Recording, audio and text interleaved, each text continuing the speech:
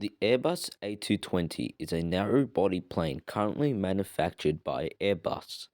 The plane was originally built by Bombardier and was known as the Bombardier C Series. The program was launched in July 2008, and its maiden flight was on the 16th of September 2013.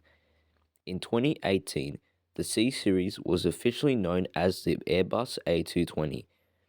As of June 2025, 413 A220s have been manufactured. The A220 is powered by Pratt & Whitney PW1500G engines. There are currently two A220 variants. The shortest variant is the A220-100.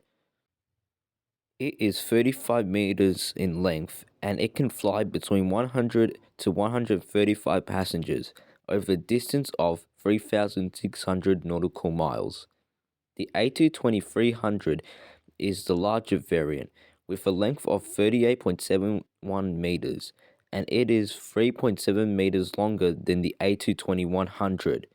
It can carry between 120 to 160 passengers over a distance of 3,600 nautical miles.